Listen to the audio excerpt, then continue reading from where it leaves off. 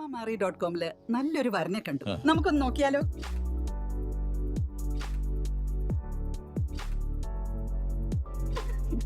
എന്തായാലും നമ്മൾ അറോമ മാറി തെരഞ്ഞെടുത്തത് ശരിയായ തീരുമാനമായിരുന്നു.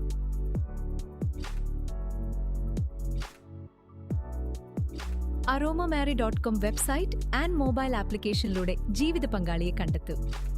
രജിസ്ട്രേഷൻ തികച്ചും സൗജന്യം.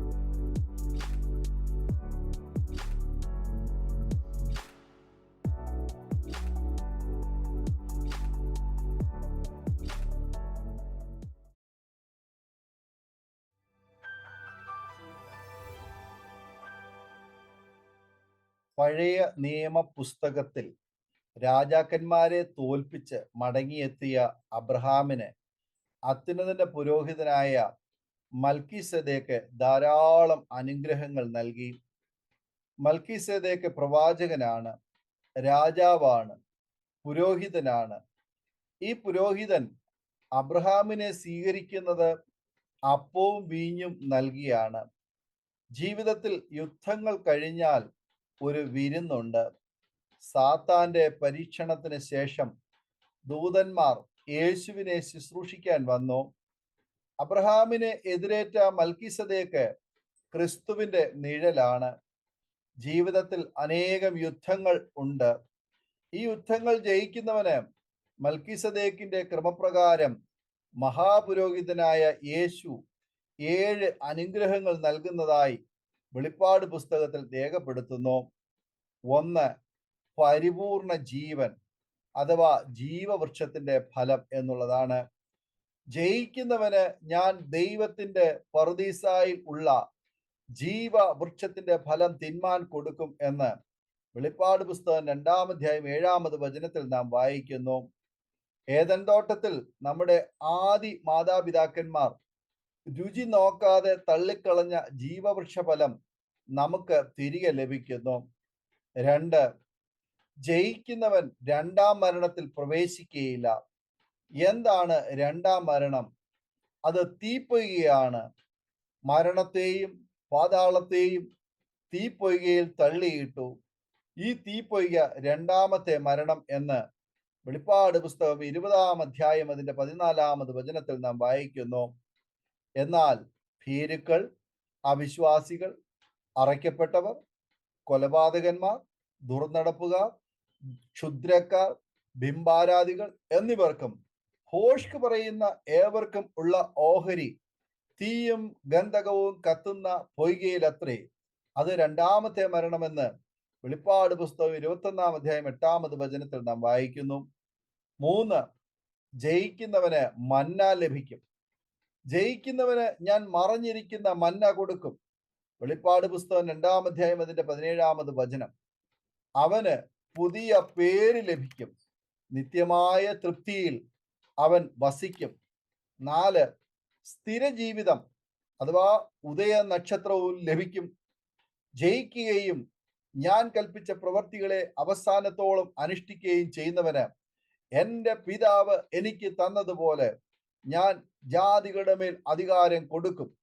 ഞാൻ അവന് ഉദയ നക്ഷത്രവും കൊടുക്കും എന്ന് വെളിപ്പാട് പുസ്തകം 2-ാം അധ്യായം 26 മുതൽ 28 വരെയുള്ള വേദഭാഗങ്ങൾ നാം വായിക്കുന്നു. അവസാനത്തോളം സഹിച്ചു നിൽക്കുന്നവരാണ് രക്ഷപ്പെടുക. അവന് ഉദയ നക്ഷത്രം ലഭിക്കും. ഈ ഉദയ നക്ഷത്രം യേശുവാണ്. ഈ ഉദയ നക്ഷത്രത്തെ കുറിച്ച് സംഖ്യാപുസ്തകം 24-ാം അധ്യായം 17-ലും 2 പത്രോസിന്റെ ലേഖനം 1-ാം അധ്യായം 19-ലും പ്രതിപാദ്യമുണ്ട്. ഈ ഉദയ നക്ഷത്രത്തെ സ്വന്തമാക്കണമെങ്കിൽ വെള്ളം പോലെ തുളുമ്പുന്ന രൂപോനെ പോലെ ആകരുത്. പത്രോസിന്റെ ആദ്യകാല വിശ്വാസവും പാടില്ല. പത്രോസിന്റെ ആദ്യ പേർ ശീമോൻ എന്നായിരുന്നു. ഞാങ്ങണ എന്നാണ് ആ പേരിനർത്ഥം. ഞാങ്ങണ കാറ്റത്തെ ആടും. എന്നാൽ പിന്നീട് ശീമോൻ പത്രോസായി അഥവാ പാറയായി മാറി. ജീവിതാന്ത്യം വരെ പാറ പോലെ ഉറച്ച വിശ്വാസിയായി യേശുവിന് വേണ്ടി തലകീഴായി ക്രൂശ് മരണം വഹിച്ച് ക്രിസ്തുവിന്റെ ധീര പടയാളിയായി അസ്ഥിരമായ വിശ്വാസത്തിൽ ജീവിക്കരുത്. നമ്മുടെ വിശ്വാസം വെള്ളം പോലെ തുളുമ്പുന്നത് ആകരുത്. 5, ജയിക്കുന്നവന് വെള്ളയുടുപ്പ് ലഭിക്കും. അവന്റെ പേർ ജീവ പുസ്തകത്തിൽ എഴുതപ്പെടും. അവൻ യോഗ്യന്മാരാകിയാൽ വെള്ള ധരിച്ചും കൊണ്ട് എന്നോടുകൂടെ നടക്കും. ജയിക്കുന്നവൻ വെള്ളയുടുപ്പ് ധരിക്കും.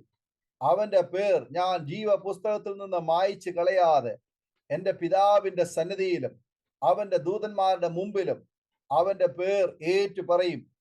വെളിപ്പാട് പുസ്തകം 3-ാം അധ്യായം 5-ാമത് വചനം. ജീവന്റെ പുസ്തകമെന്ന് സങ്കീർത്തന പുസ്തകം 69-28 ദൈവത്തിന്റെ പുസ്തകമെന്ന് പുറപ്പാട് പുസ്തകം 32-23 സ്മരണയുടെ പുസ്തകമെന്ന് മലാക്കി പുസ്തകം 3-ാം അധ്യായം 16 രേഖപ്പെടുത്തിയിട്ടുണ്ട്. 6 ജയിക്കുന്നവന് ദൈവത്തിന്റെ മഹത്വം ലഭിക്കും. ജയിക്കുന്നവനെ ഞാൻ എൻ്റെ ദൈവത്തിന്റെ ആലയത്തിൽ ഒരു തൂണ് ആക്കും. അവൻ ഒരിക്കലും അവിടെ നിന്ന് പോകുകയില്ല.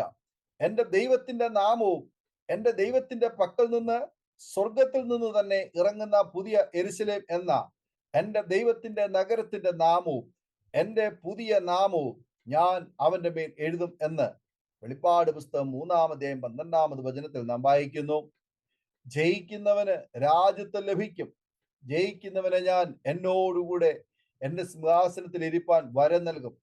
ഞാനും ജയിച്ച് എൻ്റെ പിതാവിനോടുകൂടെ അവന്റെ സിംഹാസനത്തിൽ ഇരുന്നത് പോലെ തന്നെ വെളിപ്പാട് പുസ്തകം 3-ാം അധ്യായം 21-ാമത് വചനത്തിൽ നാം വായിക്കുന്നു.